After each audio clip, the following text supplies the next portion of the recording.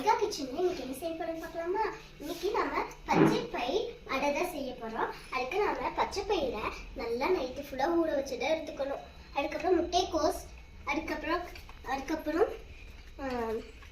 Cabbage எடுத்துக்கிறோம், அதுக்கப்புறம் beans எடுத்துக்கிறோம், அதுக்கப்புறம் கேரட் எடுத்துக்கிறோம், அதுக்கப்புறம் சீரகம் எடுத்துக்கிறோம், அதுக்கப்புறம் பெப்பரை எடுத்துக்கிறோம்.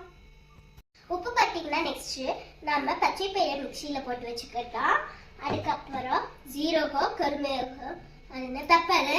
இதை ஜீரகம் பார்த்தீங்கன்னா 1 ஸ்பூன் நான் போட்டிருக்கேன். பெப்பர் உங்களுக்கு தேவையான அளவு போட்டுக்கலாம். அதுக்கப்புறம் தேவையான உப்பு போட்டுக்கலாம். அடுத்தது நம்ம அரைக்கலாம். பார்த்தீங்கன்னா அரைச்ச பாசிப்பயிறு நம்ம எடுத்துக்கிறோம். நெக்ஸ்ட் நம்ம எல்லா வெஜிடபிள்ஸையும் போட்டுக்கிறோம்.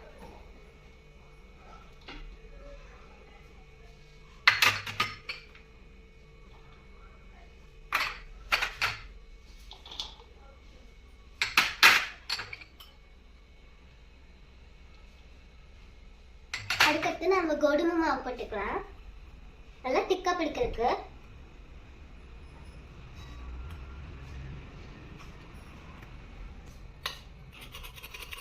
நெக்ஸ்ட் இதெல்லாம் நம்ம மிக்ஸ் பண்ணிக்கலாம். மாவை இந்த மாதிரி நல்லா மிக்ஸ் பண்ணிக்கோங்க. அடுத்தது நாம சொல்லலாமா? நெக்ஸ்ட் பார்த்தீங்கன்னா நான் பாசிப்பயிரை நல்லா மாவை நல்லா தட்டிக்கிறேன் தோசைக்கல்லில். அதுக்கப்புறம் நான் கோகனட் ஆயில் யூஸ் பண்ணுறேன், நீங்கள் எந்த ஆயில் யூஸ் பண்ணிக்கலாம். நெக்ஸ்ட்டு நம்ம கொஞ்சமாக ஊற்றிக்கலாம் எண்ணெய். நல்லா வெந்ததுக்கப்புறம் நம்ம திருப்பி போட்டுக்கலாம்.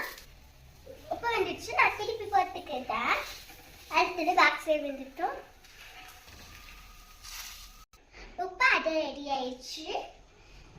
சரி ஃப்ரெண்ட்ஸ், நான் சாப்பிட போகிறேன். நீங்களும் ட்ரை பண்ணி பாருங்க. Protein rich, fibre rich. சரி ஃப்ரெண்ட்ஸ், நான் சாப்பிட்டு பார்த்துருந்தேன்.